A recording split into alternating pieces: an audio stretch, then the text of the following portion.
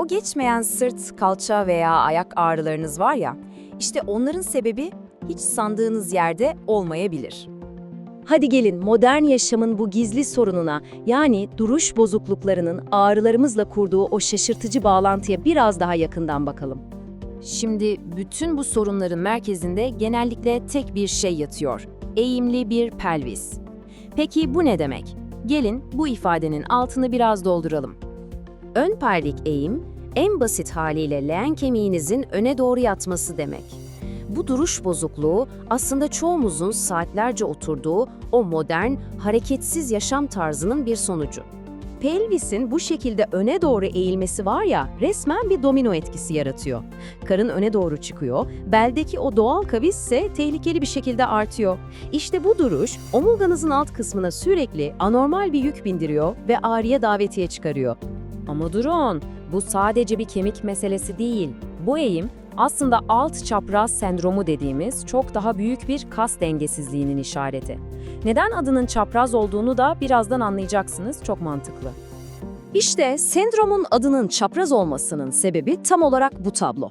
Bir yanda bacaklarınızı kaldırmanızı sağlayan kalça kaslarınız ve beliniz sürekli gergin, diğer yanda onların tam çaprazında duran karın ve popo kaslarınız ise zayıflamış, adeta uykuya dalmış durumda. Vücudunuzda yaşanan bu çapraz savaş bütün duruş dengenizi alt üst ediyor. Peki bu kas dengesizliği bizi nereye götürüyor dersiniz? Vücudumuzun farklı parçalarını birbirine kilitleyen çok sinsi bir kısır döngünün tam ortasına. Vücudunuzu birbirine bağlı halkalardan oluşan bir zincir gibi düşünün. Kinetik zincir deriz biz buna. Şimdi bu zincirin en alt halkasında, yani ayaklarınızda başlayan ufacık bir sorun bile yarattığı o titreşimi zincir boyunca ta yukarılara, kalçanıza kadar taşıyabilir. Hadi döngünün birinci yoluna bakalım. Diyelim ki düz tabanlık gibi bir durumdan dolayı ayaklarınız içe basıyor. Ne oluyor? Bu hareket bütün bacağınızı içe doğru döndürüyor. Bu dönme kuvveti de en sonunda gelip kalçanıza ulaşıyor ve leğen kemiğini öne doğru çekiyor. Yani olay ayakta başlıyor, kalçada bitiyor. Bu kadar basit. Ama madalyonun bir de diğer yüzü var. Döngü ters yönde de çalışıyor. Uzun süre oturmaktan kaynaklanan bir pelvik eğiminiz varsa bu sefer ağırlık merkeziniz öne kayıyor. Bu ekstra yük nereye biniyor dersiniz? Doğrudan ayaklarınızın iç kısmına.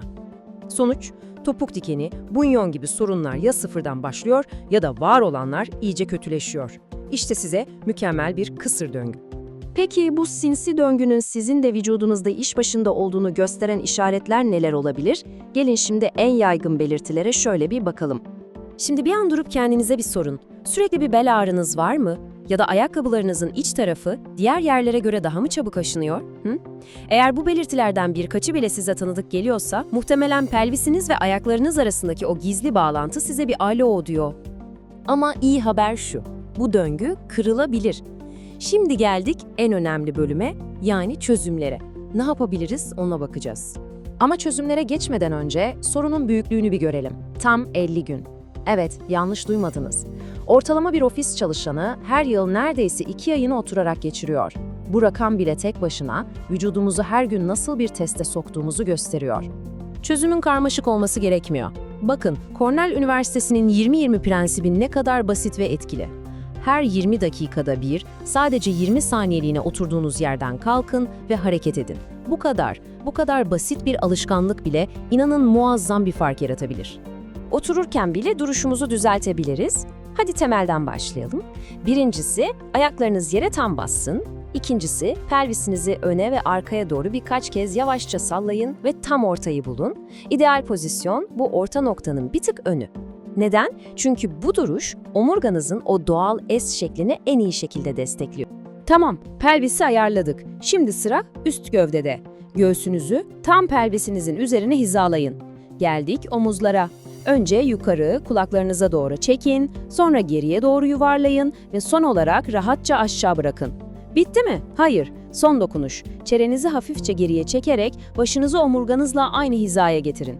İşte doğru duruş bu kadar basit. Ama tabii ki sadece doğru oturmak yetmiyor. O zayıflamış, tembelleşmiş kasları bir an önce uyandırmamız lazım. İşte tam bu noktada da hedefe yönelik egzersizler devreye giriyor. Dengeyi yeniden kurmak için size 3 tane kilit egzersiz söyleyeceğim. 1. Kalça köprüsü. Bu o uyuyan popo kaslarınızı uyandıracak. 2. Plank.